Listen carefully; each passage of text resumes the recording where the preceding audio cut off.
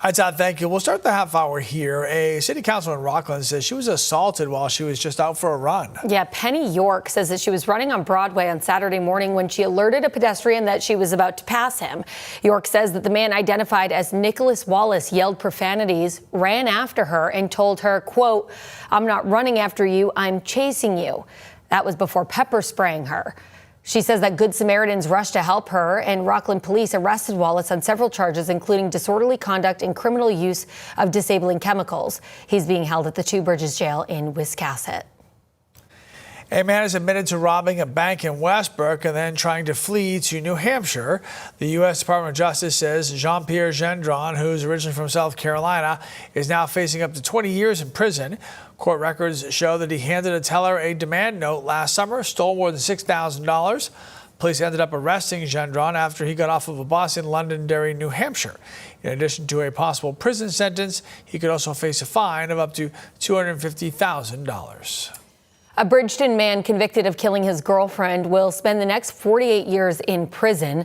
Eric Knight was sentenced yesterday for the murder of Benita Preo. State police say that Preo was found dead at the couple's home in November of 2023. Knight was arrested in 2024 and convicted earlier this year.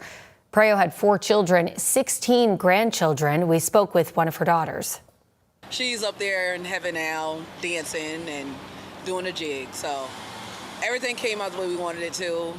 It's now behind us. It's now over. We all can breathe and move on.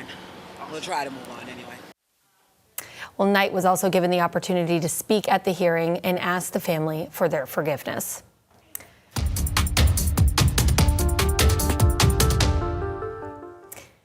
At least 1,700 people in Venezuela have died after devastating earthquakes last week. Nearly 50,000 people are still missing, and rescuers are racing to find survivors. So now there are some businesses in Maine trying to help with the relief efforts down there. The owner of 2 restaurants in Portland is collecting donations. Our Katie Delaney live outside Ugly Duckling this morning with their latest efforts. Hey, Katie. Hey, Lee and Hannah.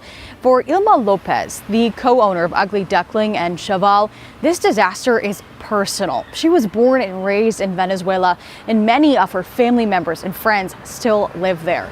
Now, after these earthquakes, she says her family is safe and will have to relocate. But she has friends who are among the thousands of missing people, and they may never be found in the rubble there.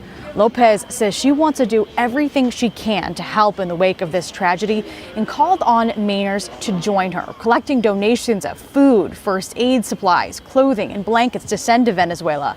Lopez says she thought they might be able to pack 1 or 2 boxes to send, but now they'll be sending dozens of boxes of supplies to her home country today. It just shows you how kind people in Maine are. Like, it shows you that it's all about community. It's all about seeing the best in everyone. It's all about being together. And it has been phenomenal. I wasn't expecting this. Again, thank you so much. I wasn't expecting this. Lopez says she plans to do more collections based on what's needed on the ground in Venezuela.